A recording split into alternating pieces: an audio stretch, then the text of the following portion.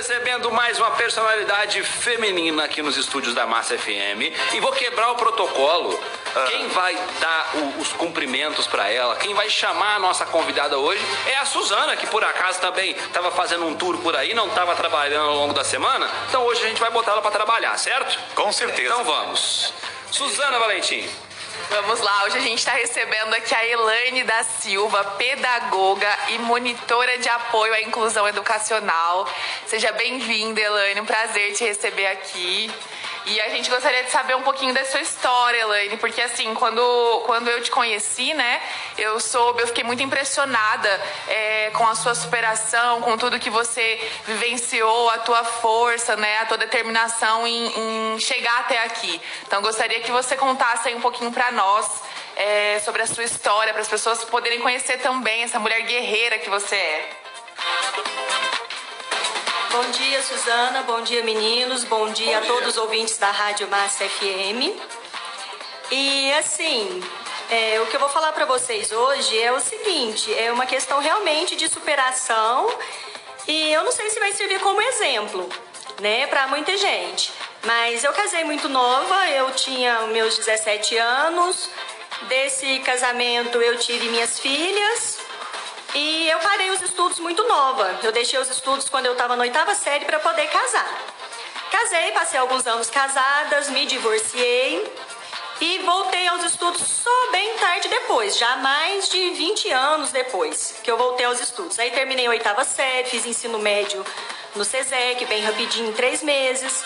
Depois fiz o magistério e só depois do magistério que eu tive o meu primeiro emprego, vamos dizer assim, né, registrado tudo. E com o passar dos anos, eu tive uma outra filha. Eu tenho 3 filhas moças, adultas já hoje, todas independentes. 2 já têm seus filhos, eu tenho 3 netos. Estudei, as 2 filhas mais velhas já são formadas, consegui que elas fizessem faculdade. Uma é formada em pedagogia, a outra em educação física. A minha terceira filha, hoje ela cursa a faculdade de marketing. Graças a Deus com muita dificuldade, porque eu recebo só um salário. Mas consegui estudar as 3 filhas. E hoje eu tenho uma filha mais nova de 9 anos que é autista.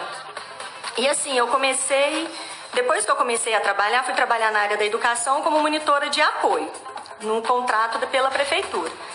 E depois, com o decorrer do tempo, conhecendo as meninas na escola, elas me incentivaram muito a fazer uma faculdade. Então assim, eu só comecei uma faculdade, eu já tinha minha filha autista, com muita dificuldade. Fiz faculdade de pedagogia, depois eu fiz pós-graduação em educação especial inclusiva, por conta da área que eu trabalho. Fiz também pós-graduação em educação infantil. E assim, com muita dificuldade pelo fato do autismo estar em casa, né? Porque não é fácil essa questão do autismo. É bem complicado, é uma luta grande, diária. Mas isso não me fez desistir, me fez querer estudar cada vez mais, inclusive para eu saber lidar com essa questão. Muito bem, o que não é fácil, né? As pessoas têm muita, como é que eu posso dizer, ainda dúvidas, né? Não tem o conhecimento, né? Exatamente. Não tem conhecimento sobre isso ainda, né? Conhecimento, exatamente. E também as dificuldades que você enfrenta no dia a dia. São muitos desafios, né, Elaine? São muitos. Além, assim, de ter a faculdade, hoje eu ainda curso uma outra segunda faculdade em educação especial. Eu curso uma outra pós-graduação também junto em psicopedagogia. E são muitas dificuldades, não é fácil, porque além de eu ter a faculdade, eu tenho minhas outras filhas, eu tenho neto, eu tenho a filha autista, eu tenho autismo, terapia e ainda trabalho fora. E ainda dou um reforço em casa com meu pai, que no caso é viúvo, eu tenho que estar ajudando ele no dia a dia. Cara, e como é que você se organiza nessa sua rotina para conseguir dar conta de todos esses compromissos, de tudo isso? De verdade, eu não sei. Eu acho que Deus me dá uma força muito grande que eu consigo... Tipo, acordar às 4h30 da manhã, 5 horas, já correr com a minha filha, porque ela também acorda cedo. Que mora comigo hoje é só essa criança de 9 anos. Certo. As outras, cada um, já são independentes. Então, assim, acordo às 4h30 da manhã, 5 horas, já levanto, já ajeito ali, né? A minha filha que vai ficar em casa com a babá. Às 7 já estou no trabalho. Esse ano eu começo a trabalhar às 7, porque por conta do apoio, cada dia eu estou numa escola, num horário. Mas aí eu saio, faço o meu trabalho, 11h30 eu saio do trabalho, meio-dia eu estou em casa, faço almoço, porque uma das filhas tem que almoçar nesse horário. Durante a tarde eu corro com terapia, médico, meu pai para alguma coisa que tem que fazer. E assim a gente vai indo. Muito bem, uma correria muito grande. Elaine, quais são as principais, até para quem está nos acompanhando, de repente passa, né, tem uma situação talvez parecida com a sua, né, e enfrenta algumas dificuldades. Você é um exemplo de superação, né? Descreveu aí, formou 2 filhas com um salário muito baixo, tem hoje uma criança especial. Quais são os principais desafios que você acha que as pessoas que se encontram numa situação parecida com a sua enfrentam e qual mensagem você gostaria de repente de deixar para essas pessoas como forma de motivação mesmo? Assim, desafios a gente encontra todo dia, a todo momento. Tudo é um desafio, né? Desde acordar às 4h30 da manhã até a gente conseguir dormir 11h30, meia-noite. Então, desafios são muitos. Assim, o que eu acho que as pessoas precisam é focar no objetivo, né? Se a pessoa quer, igual no meu caso, eu queria formar minhas filhas, queria que elas crescessem educadas, independentes, eu lutei para isso. Então, assim, que as pessoas não desanimem, não. Mesmo que a gente fique triste, né? Que vá triste mesmo, mas que vá pra luta. Um dia vai rindo, outro dia vai chorando. Mesmo que estiver triste, tipo assim, coloca um sorriso no rosto, faz de conta que não tá sentindo nada e faça. O que a gente não pode é desistir. É sentar, deixar a depressão tomar conta e falar, isso não é pra mim. Porque isso eu acredito que não existe. Eu não posso, eu não sou, eu não faço, eu não sou capaz. Eu acho que essa frase não deveria existir pra ninguém. Exatamente. É bacana de ver ela falar, Gustavo, a questão do seguinte, igual ela falou, né? Acorda 4h30 da manhã e vai dormir 11h30, meia-noite, cara. Olha pra você ver assim, é um curto prazo só pra descanso. Exatamente. E já começa de novo, recomeça de novo um novo dia com a mesma luta, a mesma batalha. É o retrato da mulher brasileira mesmo, que é a mulher batalhadora que corre atrás dos seus objetivos e conquista seu espaço, né? Por mais difícil que seja a nossa sociedade que a gente vive hoje em dia ainda, mas está conquistando seu espaço cada vez mais. Isso que é bacana de se ver. Muito bem.